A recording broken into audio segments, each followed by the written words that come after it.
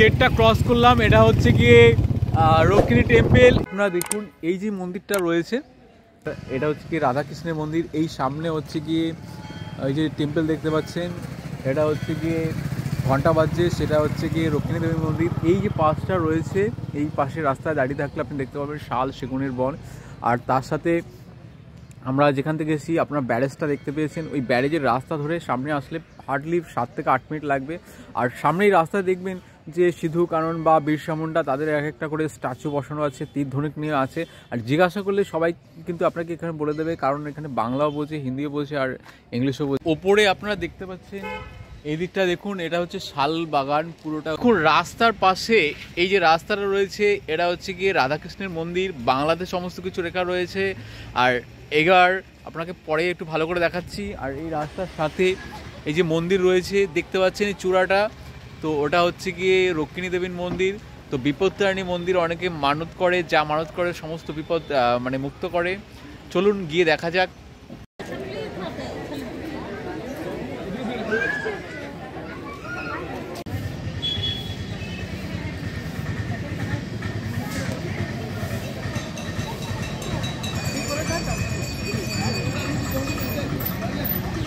সবাই এখানে বসে আছে। আর এদিকটা ছোট্ট একটা মন্দির, মন্দিরে আমরা উঠছি। দেখুন এখানে বাঙালি বা উড়িয়া যাই বলুন, ঝাড়খণ্ডেরা বাংলা বোঝে।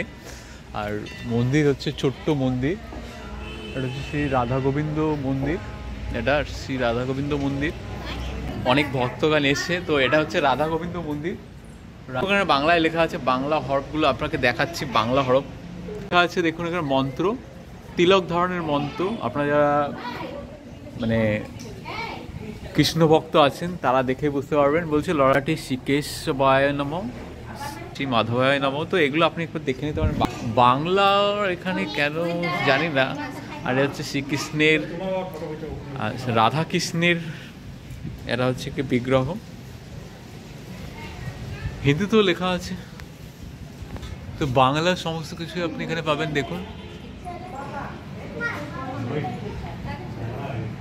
হিন্দিও আছে। তো এই ঝাড়খণ্ডের মধ্যেও আপনি বাঙালিকে খুঁজে পাবেন। একটা রাধাকৃষ্ণের মন্দির।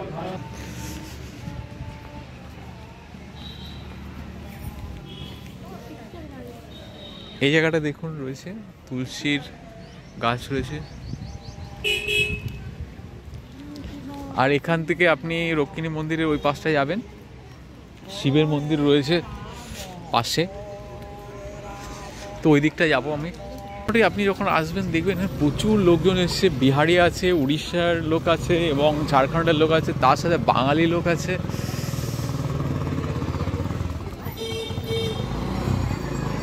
ভিড় দেখুন, এই যে মন্দিরে লাইন পুজো দেওয়ার হচ্ছে ভিড়। আর এখানে মানত করার জন্য দেখুন এই যে নারকেলগুলো এখানে বেঁধে রেখেছে। এই যে রক্ষিণী দেবীর মন্দিরে দেখুন এখানে পুজো দিচ্ছে দেবী রক্ষিণী, অর্থাৎ হচ্ছে কি বিপত্তারিণী যাকে বলা হয়। এই যে ওনার বিগ্রহ এখানে রয়েছে। ঘণ্টাগুলো দেখুন যেখানে ঝোলানো রয়েছে দীর্ঘদিন ধরে। আর এটা রয়েছে দেবীর মূর্তি দেখুন।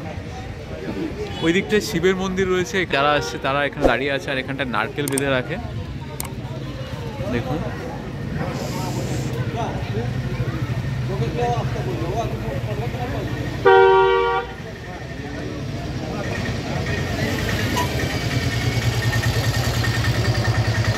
রক্ষিণী মন্দির, অর্থাৎ তিনি যে বিপদে রক্ষা করেন তিনি হচ্ছে রক্ষিণী দেবী।